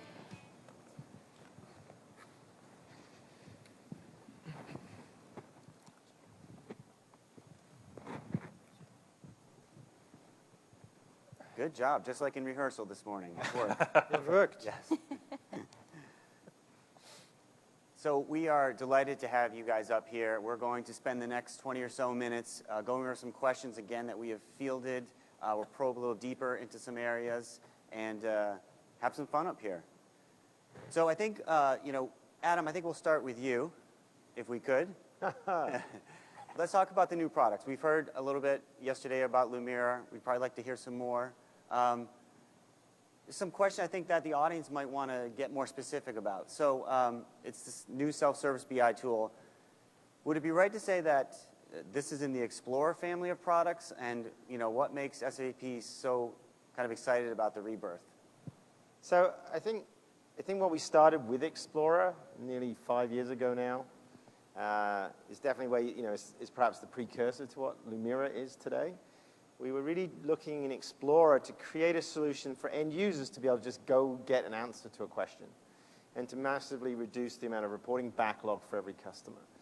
I think with Lumira, we've taken that look at that reality of being able to make it easy to find information and start to think about how do we make it easy for people to then create new insight, to enrich the data, to make more from the information that they have at their fingertips already. And we're really kind of shifting from the end user, the business user, to the power user, the analyst, the person who does a lot of the intense work with analytics, with Lumira, So I kind of think of Lumira as an expansion of the strategy we started around self-service with Explorer. And I think it's going to be really exciting to see the two working together, of course. But again, thinking about those two key personas, that person who's really looking to use business intelligence to do their job, and the person whose job is to do great business intelligence. And I think that we're really looking to make sure that they work together. Great. So Stefan, Explorer will continue to be enhanced along with Lumira. Yeah, today, let me start by saying that Explorer is probably one of my favorite BI tools. Why? It's because, as Adam explained, it's the one who's exactly fitting in where we want to be, where we want to go in terms of user experience, in a way where the business user will be able really to deal with the data on his own, the Explorer, and get insight quickly. So talking about Lumira, we definitely want to make sure that there's a consistent story, end-to-end convergence, so that at the end, all our users are really dealing with the business we want to deal with. Adam, I think we're going to go back to you, actually. You've got a follow-up question picking on for me you. I think I thought this was all about Jamie. I thought we were going to do all the support questions. we're saving for the big questions at the end. Tell us about You have to how, do it in a queue for Jamie, otherwise Right. I can't help you. Tell us about, I think Nicely done. I think our members wanted to know, and what we heard Courtney and I assembled was, how did all these products start to fit together for customers with more traditional environments? And whether those customers are running, what we think of as a back end or not. Like, how does this all start to come together as you look out in the future? So, I mean, again, we've obviously heard the track around convergence, and we are very tool-rich. In a lot of ways, you have to look at the sort of sources of our customer base. We've, the Crystal base coming in from a long time ago, the BusinessObjects base, obviously our natural innovation cycle, and now the SAP classic audience of customers bringing in their experiences, their needs. And we've been very focused at trying to make sure that we aren't losing a use case. We're covering as wide a path as possible. We are tool-rich. So we are looking at, convergence, but we have to be very cautious. If you've got a large, successful deployment, you're one of those 40,000 plus customers who've been very successful with our tools, that evolution needs to be something that you can follow along, but isn't disruptive to your reality. So we're looking at, we've definitely seen some of these, right? We've seen some of this kind of convergence already happening. I think dashboarding is a great example. We've had a great dashboarding solution with SAP Dashboards. We're bringing Design Studio, and very much its first mission was to pick up what had been delivered by Web Application Designer for our SAP install base. And now we're bringing those together, and you can start to see the convergence similar visualizations, our third-party content showing up in both tools. We're adding more data providers to that environment, and you can just sort of see that emerging in a nice, slow, progressive way for our customers to get to a place where there's a consistent way in which that works. And you've seen us making sure the products work together, they're connected to each other, so you can go from an office-based experience to a design studio to a mobile in a very consistent way, and it feels very, very smooth, and that's going to happen as well. It makes it easier for us to then converge people and bring us together, make it feel like a really consistent and logical way to deliver information. But you've also seen in that convergence us not looking at the tool layer, like, oh, I'm going to collapse this tool to this tool, but actually if you went below the surface into the architecture of the product, very consistent data access mechanism. They all share the same connection servers and data engines. Same visualization layers come together. So we went from CVOM, now all the tools are using the same, moving to the same exact version of the visualization library. So we're doing that convergence inside the tools and with the tools to end up in a place where everyone gets that simplicity. But we're doing it in a way that makes sure that all that investment that's been made by our customers, as much as we possibly can, we protect every dollar of that investment moving forward. Great. So we've talked a little bit about the future of the top layer, so to speak. Let's switch, Christian, to talking about HANA. How do you see this particular customer base transitioning? Well, if you look over the past 2 years, HANA has been rolled out by our customers for a wide variety of use cases. They were of analytical nature, operational reporting application, and now it's also penetrating our transactional landscape and in an analytic sense with embedded analytics. If you look at HANA, once and foremost, it's a data source agnostic database with a lot of different engines built around it that can handle different workloads. So we can handle OLAP workloads, predictive workloads. We have geospatial capabilities. We have a text engine to process unstructured data. It's a perfect data management platform to move our applications to a new analytical paradigm. And this is all what HANA is about. And now, if you have heard Steve this morning talking about what we're doing in the big data space, HANA is a perfect platform to complement your current analytical landscape and move it towards a real-time capability and also a high-performance capability for applications in the predictive space and other analytical applications. So I think I see it very much complementary, and it can really help all of you to deliver real-time analytics and leverage the awesome capabilities that we have on the front-end side of our application portfolio. So do you see it for customers with, another database in place and all these tools? Would it be more of a migration for them, or would it be I'm buying new tools that are already built on the HANA platform? Well, there are several cases. If you look 2 years back, and most of our initial HANA customers started out with business intelligence, analytical type of application scenarios, right? And most of these implementations were net new footprints. So they tackled analytical challenges that our customers weren't able to solve before, right? The eBay example was a perfect example where we have event streaming capabilities now coming into the HANA database and having a platform technology that can act on this data in real time, leveraged by our rich analytical tool set. And Steve addressed cost a little as it came up when Dave was up here. What would you say to that point? Well, we are working on bundling HANA already effectively with some of our analytical tool sets, and the HANA Insights bundle is a perfect example. So we have, so to speak, a starter kit that enables you to leverage the HANA Enterprise Edition platform in combination with our BI suite, our predictive tool set, and with data services. It's a complete set of very well priced tool sets that enable you to kick off a real-time analytics initiative right away. Jamie, so we got you're up. Finally up in the queue. So under Align, we've heard about all these cool new technologies. Steve was talking about everything we've heard. The support organization is going to need to support these and service these. What's the plan for scaling up to meet these new demands as they come in? Well, Active Global Support is involved fairly early on in our product release cycle. And as a result, we acquire the necessary skills and expertise to support our customers. But it's not just about having the experts internally. It's also making sure that our customers have the proper training and education, along with the proper services to implement faster. We have a number of education resources available under our Enterprise Support Academy.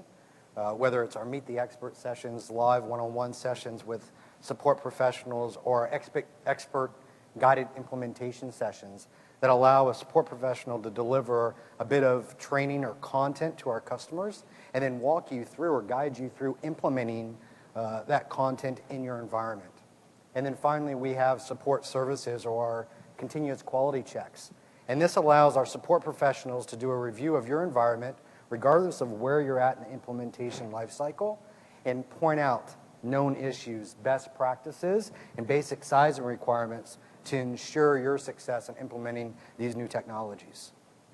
You know, one of the things I had actually Kristen Scheffler and Chris Rosella in the studio yesterday. We had a really interesting conversation about feedback. And, how seriously does SAP take the feedback? What do they do with the feedback, your organization? It's support specifically. Can you talk a little bit about a high level, how important is this and what happens with that kind of feedback? Well, I think the feedback that we get from customers helps us build out the roadmap in the future from an AGS standpoint. Mm-hmm. It builds out the changes we need to make, the things that we need to build to improve our overall customer experience. Mm-hmm. So we take it very, very serious, and hoping that I can, and it definitely influences change within our organization. Ultimately, we're in roles to ensure that we deliver the best customer experience possible, and so that feedback ensures that we make the proper changes in our organization to do just that. Okay, great. So we've gotten a bit of a glimpse of the roadmap going forward for some of these new tools, and now we'd like to take it back to the Enterprise BI platform and talk a little bit about the BI 4.1 general availability announced yesterday. So Stefan, Steve placed a lot of emphasis in his keynote on quality of the next solution. Can you address specifically some of the quality issues that were present in 4 that will be remedied in 4.1? So do we have an hour just to No, I think it's good to say that the big focus from the SAP team since the development teams was on quality, based also on all the feedback we got from our customers. So definitely we ask ourselves a lot of questions, how to improve the stories, just to make sure that when we deliver this product, there's an easy migration path for our customers, being from 4.0, 3.x, and so on. So quality is on product stability, it's on the scalability, it's ease of use, it's on many aspects. All of this also is bundled with the how we work, meaning methodology to deliver patches. There's a session there in booth to explain how we improve also the story there. So understand that the commitment from the team there was very strong, is how can we make the 4.1 story a very good one so that, again, we install, you're done, it's working. So this is exactly the background on how the team were working for 4.1. And for those of our members of the audience that raised their hands that they don't run any SAP ERP software, specifically, can you address what's new in this release for them? So I'm not going to detail all of them for sure, but I can probably there's more things for no SAP software in the 4.1 fund for SAP software. So definitely we leverage, for example, the SDK capability, customization, alignment, meaning interoperability between all products. It's about big data. We are talking about Hadoop, for example. All the OLAP flavors. It's about also more visualizations, geospatial capability, waterfall charts, but on so on and so on. We have a big series of innovations where probably we spend more time, fortunately, on this than on quality, as we've asked before, because, again, our interest is make sure that you guys have even more innovations. So we understand that this 4.1 platform is one big step forward for us so that you can really move forward with this new release and enjoy it. Christian, well, what would you say to customers in the crowd who are waiting and have not, about upgrading to the next platform? What would you tell them? I think they shouldn't wait, right? For several reasons. Number one, I trust Stefan and his team that they've delivered a great, robust release with the right quality to do this in a risk-mitigated manner, number one. Number two, we had a very successful ramp-up program, right? So this went very smooth. It was completed much quicker than we expected, and our customers had a really great experience with that. Number three, we've got customers like 3M that rolled it already out at very grand scale. So that's really an important one, and that should give you the trust that it is a good and robust release that you can leverage. And number four probably is it's the platform you can upgrade to from all previous releases. So it's really really good. You should get into it now, and we talk about in a second. I think we're talking about the infamous website again now that Pam Ireland and team was building. And if you go to that website, you can get really good upgrade device. So there's a questionnaire that you can leverage, and you get a customized plan actually and advice how you can leverage that release and manage that upgrade path. And Pam just showed me one. It's about 14, 15 pages. It's very comprehensive. So I encourage everybody here in the room to do this. Go onto the website, complete the questionnaire, and get some good guidance on that. Adam, next question here for you. I thought I was done. And did you fall asleep on us there?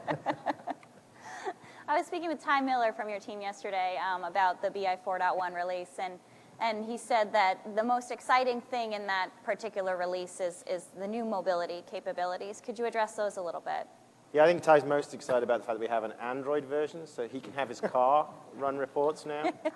Because Ty has a Tesla, and his dashboard is one huge Android phone, basically. So now it's running reports, and I think he's trying to work out how to get the Crisp Reports engine to actually take data out of his engine and put reports, so he can customize the reporting he gets on his car. I still not going to get him to his sister's house, which is south of Seattle. Is that what he does during the Data Geek Challenge? Yeah, that's what we should make him do that, right? But there's a lot going on in mobile. I think our first focus when we delivered a mobile solution was really for customers who've been using BI for a long time, particularly the end user, was to make it easy for them to get the content they've already had. And we've done that really well on the iOS devices.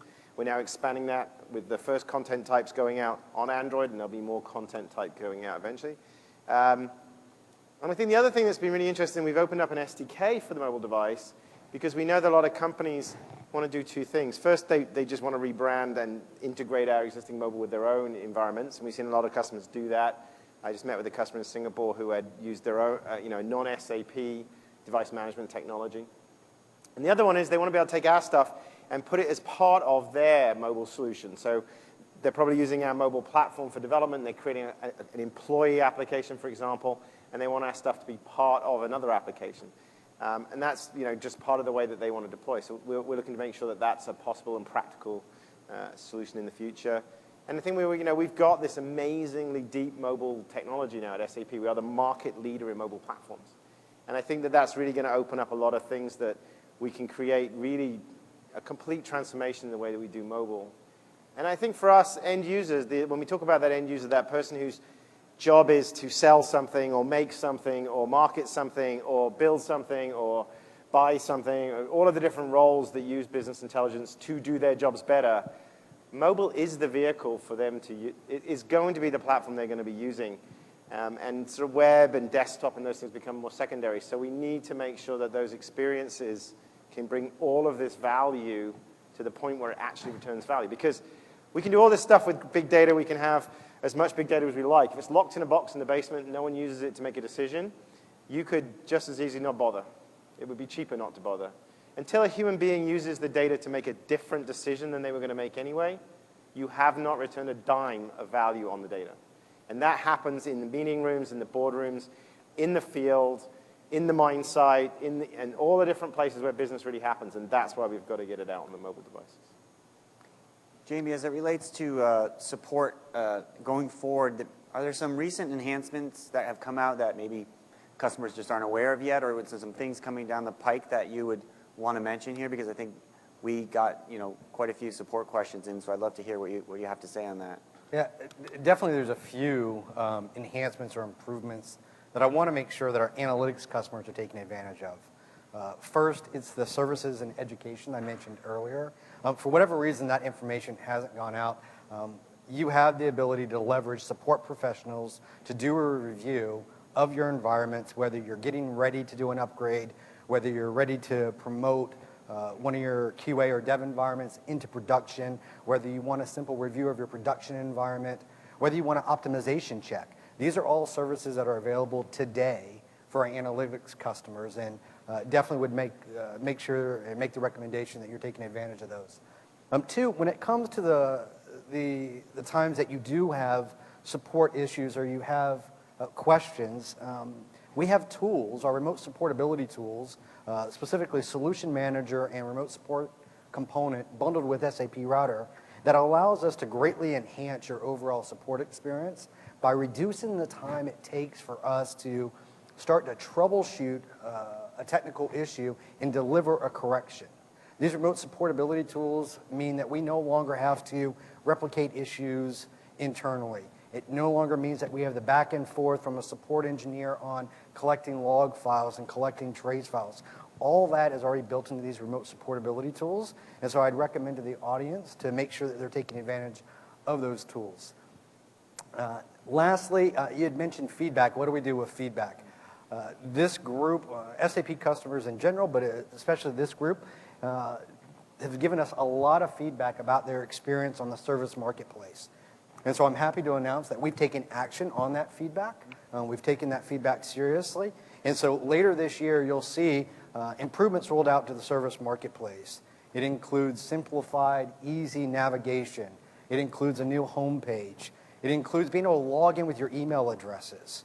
It will deliver clear, concise, relevant content and better search capabilities. So that's all coming this year, but we're not done yet. There was a number of different examples of feedback that we were given with the service marketplace. And so in 2014, we'll also see improvements made to our message wizard. We'll also see improvements to our license key generator and to our software download center. We're even going to allow you to personalize widgets on your home page to get content that's relevant to the SAP solutions that you own. So hopefully that addresses a vast majority of the content that we heard about the user experience when it comes to the service marketplace. And I hope it signals to all of you that we actually take the feedback seriously and that we are actioning it. I heard yeah. You got the biggest applause of the day here. Only second to Steve. Well, we probably should get some town hall Q&A questions going up. So we want Dave to come back up here, and we'll open it up for some questions. Is Steve going to join us back up here?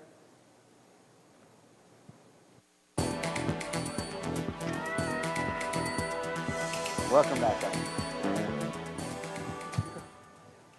So we have Joe Barkley from our team is out there, and we've got first question. If you could just identify, give your name, and if it's in particular to someone on the panel, please do that, or if it's general, just give them to Steve. Check. Good morning, everyone. My name is Brian Durning. The question goes back to convergence and tool set. We see at our company that people want access to data directly. Can you tell us what the BO platform is going to do to address getting access to data directly from any tool? Could you guys hear that? No. Barely. It's every third, fourth. Was it? Yeah, I'm sorry, Brian. We're having trouble with that hearing that. Something about data access, direct Just access. yell into the microphone. Just yell into the microphone. There you go. Okay. So direct data access from any tool within the platform, our analysts are looking and saying, hey, we need access to the data. We don't want to go through IT, so we see a proliferation of tools being acquired, such as ClickView, Tableau. And that can be addressed easily by giving them direct data access. What is BusinessObjects going to do to get us there? I got it. I heard that. I missed in the middle, the whole bit in the middle I lost. I totally got it. Can I repeat that? Sure. Yeah. I got it. I think I'm just advantaged. I'm closer in my ear, speaker. So the question is direct data access. So that's generally the question. Both, I was interpreting your question as, do you mean, or do your users mean through the universe, or just any tool directly at the data, not having to go to IT, not having to have a universe set up first? And I mean, it just feels like that's the process. So can we get to a database source without having to go through a previously built universe? Yeah, well, and the dependence on IT to create the universe construct before doing that. And you're looking at me. Well, I'm looking at anyone to my left that's smarter than I am, which would be generally all of you. Okay. Well, we have it in Lumira. It's coming in a number of the products. I think it is something we're very well aware of. Clearly, Chris Reports has done it forever and has a whole range of additional options around how it can do that. We've looked at a number of things in this area. I think what's really interesting when it comes to sort of core relational databases, that is coming in every portfolio. I think what's really interesting for me anyway is what does that mean when we're looking at something like Hadoop? Right? What is the mechanism for direct access to Hadoop? Is it possible for me to write a MapReduce query and then immediately visualize that kind of information? I think NoSQL databases, can we support some of those more cryptic languages? I think we really want to make sure that enablement for particularly that professional BI developer, the professional who can understand how to write a query against database, is able to craft, custom and specialized access. And of course, trying to make that also simplified enough that it's universes are automatically generated, if you like, so that the user doesn't have to have it pre-built, but they can essentially go hit a complex source and just sort of guess what the data is going to look like. I think all of those things have been challenges for a while, but I think, again, you'll see this in Lumira already. We've got direct access to databases. And we're definitely looking for how we can add more direct access to non-relational data sources as well. So I hear KXEN can do that too. Yep. Yeah, so we're growing list. Lumira, Crystal Reports, KXEN. Obviously, some of the other what we'll call universe-dependent tools need to have that freed up. And I think, maybe Stefan, if you have a comment on it as well. Yeah, in fact, it's not the question is, do we want to access to this data through Universe or directly? It's both, because it's good to start small on, let's say getting a first report very quickly or getting the information we want as a business user. But then comes a point where we have to make sure that all this data is correct, and then the IT governance is useful. So again, it's trying to reconcile both parts so that at the end of the day, you get what you want. You may start small as a business user or very quickly because you need to get it done now and you don't have the time to go through Universe. But also let's pay attention to the data quality also, that all of this makes sense. Okay, great. We have another question. Just if you can speak up as well, that would be fantastic. Morning. My name's Dan Grew. And I've got a question around the business objects only customer. What does the future look like, especially for the small customers that can't afford the products like HANA? What's the panel's view on that? Sorry, it's question it's, is it's a really bad. I got it. I will interpret all questions. That's my job. So the question was, what's the future look like, especially for smaller companies in terms of using business objects? Since I'm interpreting, I'm going to answer and start. I'll tell you, first of all, the future, to be clear, technologies like Lumira, let's take a look at that as an example. First of all, it's really easy to adopt. We've made the product free. You can't make it easier from a pricing standpoint than free. And from an adoption standpoint, it's as simple or straightforward as downloading and installing Lumira on your desktop. From a sharing standpoint, it's as easy as using Lumira Cloud to just share the content. So the reality is that the future of making it easy for smaller and mid-sized companies or departments and large companies to adopt the technology is highlighted by Lumira. It's not exclusive to Lumira. It's just that you can see we've been kind of experimenting, building out, kind of cajoling ourselves into doing more of that business model. We'll see that in other areas, and certainly, the reality is that business objects is enterprise business intelligence. It is. Lumira, on the other hand, being a desktop visualization tool with a Lumira Cloud solution to share, it's naturally going to be more quickly adopted.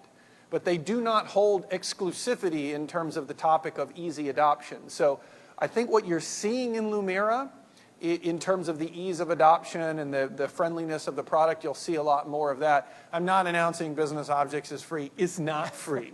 Not free. But the reality is that we see a lot of opportunity for improvement in there, and that's what we're taking lessons from. What would I say? I feel good. I would say that we've always had this interesting graduation from just a desktop tool. Like you could see for Crystal Reports, desktop, Crystal Server, Edge, Business Object Enterprise. So we kind of always had these 4 T-shirt sizes, if you like, extra, extra large, extra large, large, small. And so I think for small business, we've always had those offerings, and I think Lumira is helping perhaps soften even that lowest level entry, and we'll continue to have those 4 kind of tiers. So it's going to be really consistent with what we've done before. Great. We've got another question way back in the left here, and you could please speak up really loud, as loud as possible. Okay, so is that loud enough? Too loud? No. That's great. Perfect. Okay, so I'm Mark Richardson. I'm the communication chair for ASUG Ontario, and I'm also part of the Influence Council for Platform and Crystal Reports.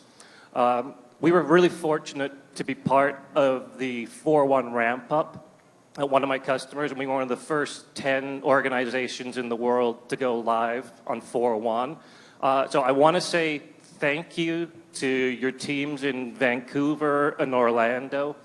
They really helped us, and we couldn't have done it without them. So first, an attaboy to those teams, and please pass that on to them. Good job. And now for the difficult licensing questions. We knew you were teeing us up. Still not free. Classic. So I do a lot of work with the public sector, with government. A few years ago, you guys did a really interesting thing with the recovery.gov site, which is a public-facing explorer site. There's a lot of requirements for proactive disclosure, for expenses, contracts, and getting those things out as quickly as we can to the public. to an unlimited number of potential public consumers. And the license models that you offer don't really reflect that reality. So I know you did sort of a one-off deal with recovery.gov, but I'd love to see some sort of license agreement for public consumption of proactive data that you can promote to the government sector.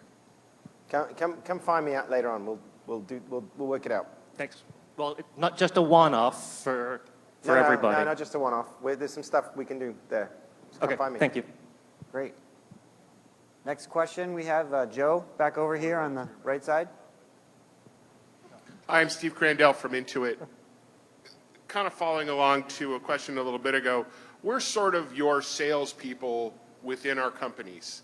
So I find I spend a lot of time selling against the Tableaus and ClickViews of the world. Me too. Have you, is there any thought about potentially having some tools available to those of us who are responsible for selling for you within our companies? Yes. Sure. Yeah. I guess so. So I come back to the infamous website now, and this is also something that I brought this little card because I cannot even remember what the website it's called. It's got this mouthful of name, SAP BusinessObjects BI.com. So if you go out to our booth, you can get these little cards, and you've got all our resources out there. And what you find on there's a lot of tutorials about our tools, about they integrate back into the overall platform solution stack that will help you build a case on how you can get back to your end users, show them how they could leverage these new capabilities, but also get the benefits on integrating back into your corporate data assets that you're storing and managing into in your BI platform. I will say, I think it's a great question. I think we can do a better job of that, clearly. What I would love to know for the team up here is that, like white papers with comparison charts? Is it videos on YouTube that shows this product versus that one in conversation? It kind of feels like it's in that vein. If it is, let me know. You've got my email address, so just drop me a note. I'd love to get the list of what you think that is. We can absolutely help with that. And the point person on our team really is Jane Landry, so she's working this with the team, and she's effectively has an initiative going on. So if you have any more specific feedback, we certainly build this into our activities here. Yeah. We've been looking at how we can package up things like we have internal mobile applications at SAP that our salespeople use, and putting those out in the public domain so that you can just take those applications and use them to show demos, showcase some of the technology. We're doing a lot more moving some of the videos you've seen today. Obviously, ASUG has got a whole collection of resources, and really ASUG is a great resource for collecting the kinds of stuff that we're doing all these conference sessions, right? Our primary sales tools. But we're also making sure the other stuff we do goes on more on YouTube. I don't know if the video we did yesterday morning, the Rise of Dark Data video, is yet on YouTube. It should be out there. It's already on YouTube. And, so you can use that. Generally you should play that every time you walk in a meeting room. I could see that going down well into it. I am. You could pick a character. Or not. Get some costume. And we could get you some content. So we'll do either one. Más o menos. It's all good. Yeah. All right, next question. We are over here on the left side here. Hi, Paul Grill from Infosol. My question is about what hasn't been spoken about at this conference, which is an SAP BusinessObjects conference. Two main areas. Number one is that Steve Lucas talked about how big data makes business intelligence and analytics more relevant than ever before, but big data plus bad data equals big bad data. And nobody is talking about what to do with the bad data and about the bad data. And yet you have an amazing tool set in data services, and nobody has mentioned anything about that whatsoever. BI 4.1, right, the three most popular products used in the BusinessObjects toolset are Web Intelligence, Excelsius dashboards and Crystal reports, but I haven't heard anything about those particular products in terms of the enhancements in 4.1. Okay, I'll comment real quickly. So yes, you're right, data services is awesome. And we should talk about that more. I mean, the reality is that it, partly because you have this extraordinarily large portfolio, we kind of felt that it would be almost exhausting to kind of cover the now 120 products that exist inside of what we call business analytics at SAP. That's difficult. The other thing is that we made a choice, right or wrong, to cover data services in some of the upcoming, like TechEd and other, where we'll be highlighting those as part of the database and middleware portfolio. But to be clear, data services is a critical part. If you look at my keynote, I talked about the acquire data, and then I mentioned acquisition, curation, et cetera. That's all data services. So maybe I think being more overt next time, which would be great for me to do in terms of saying when I say acquisition, curation, we really mean data services, because we really do.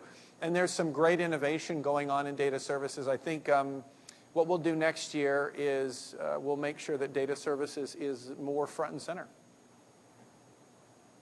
So I'll take the second part of the question, which was, we haven't talked about Webby or Crystal or dashboards.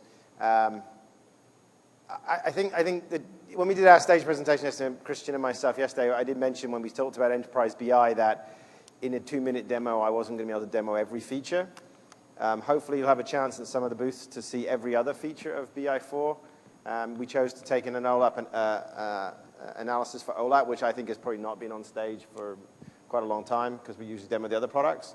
So what is new for Webby, Crystal reports, and dashboards? I did show real-time streaming information going to dashboards yesterday from our ESP 5.1, so you can actually create now real-time dashboards that are constantly being refreshed rather than polling.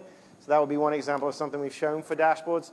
But there is a lot of enhancements around dashboards on the mobile devices as well. We've enhanced the number of mobile controls.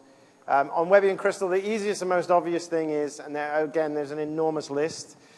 You can do, I'll do this wrong, right to left reporting. If you live in Arab nations, you can do multi-tenanted content in the platform. And you can run them on Android devices, which is the only content types today you can run on Android, because we do them first.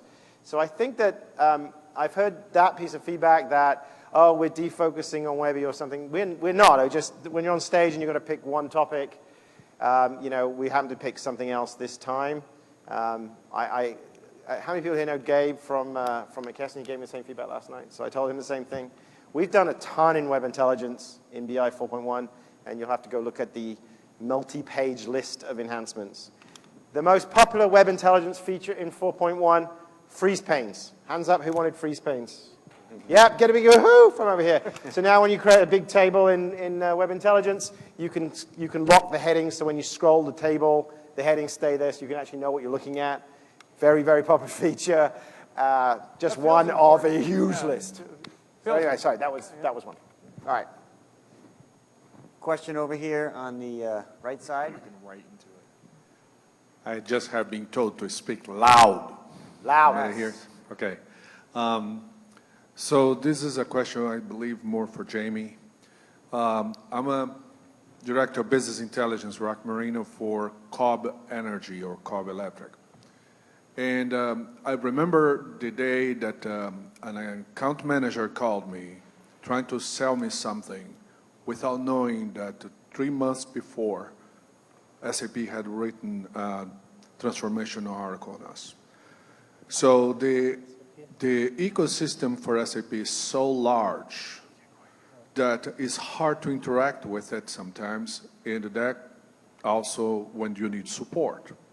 So my question is, have you ever considered using the partners that knows our environment, that helped us through the implementation, and use it as a conduit to actually interact with the organization? Because we had a lot of success with one of the partners here, Kingfisher Inc., and we have put them in a retainer, because even the issues of licenses, implementation, enforcing the number of cores and all the environment that we have, it has been much easier and honestly, less stressful than to try to deal with an organization where the account manager goes through a revolving door every few months. Thank you.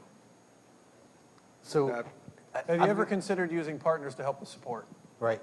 So we have an ecosystem channel built inside of Active Global Support already, where we interact and leverage partners where necessary. I don't know that we use them strictly for support, but we partner with them to ensure customer success at implementation and working with them to make sure they have the necessary skills when they are leveraged. The account manager piece, I'm not so sure that I can. No one can control account managers. Yeah, I can't address that. But we do leverage our ecosystem when necessary. Could we be doing a little bit more? I think so. And maybe you'll see more enhancements in the near future based on that feedback. Well, one step, I think, in that direction is, again, coming back to the BI website, SAP BusinessObjects, BI.com. So that website, we want partners to contribute. We want partners, and we're happy to highlight your content. So if you want your content highlighted, you have stuff that you want to share up there, please participate in that. I think it's a great step in the right direction. Great. Well, on that note, did you have one I'll other? have time for one more. One more? All right. One more. Last word, anyone?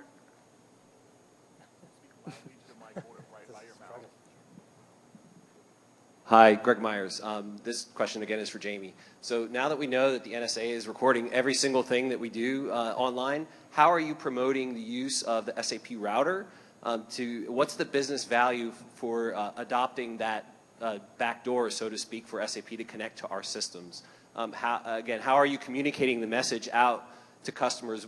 How much faster can they get support? How much better can it be by this remote connection? Because I think there's a lot in SAP Router that a lot of people are afraid of for various reasons.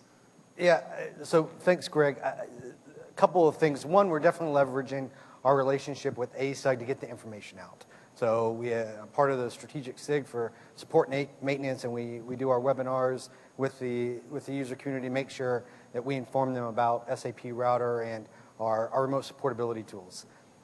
Two, how much faster is the overall message processing experience? I don't have numbers, but what I can tell you is this, is that we no longer have to replicate the issues internally to immediately start troubleshooting. SAP Router and Solution Manager, Remote Support Component, depending on which products that you're using, come with a deeper level of tracing that we can immediately start troubleshooting the issue and come to solutions without necessarily asking for log files or trace files, what have you. These tools are a direct, secure link to SAP, and you, as the customer, control the administration rights to what we are able to access and how we're able to access it and what we're able to view and what we can do. So I know the big question when it comes to these tools is, hey, SAP has a secure link into my environment. They're going to go in there and they're going to muck this up, and next thing you know, I come in and we're not going to be able to our production environment's not up and running. Well, that's not the case, because you, the customer, can control the access that we have. We can have just view access, and we can have, maybe we have the ability to change things in your QA and your test environments to show you that we've actually resolved the issue before you port that over to your production environment. But the benefit of these tools is it allows us to take away the time that we spent either replicating the issues or the ping pong back and forth with the customer on gaining the necessary information that we need to troubleshoot the issue. One added benefit, because I know we're out of time, one added benefit is that question where we always verify your environmental details will never be asked again either, because in our remote supportability tools, we get that information automatically. So you're not saying that we're going to get the log files from the NSA any then? No. Well, thank you very much for SAP Executive Dave from ASUG being up here. Really appreciate. Nice round of applause. Thank you. So go out and enjoy a great day 2 here at SBOUC and enjoy the rest of your sessions. Thank you. Very good. Thank you very much.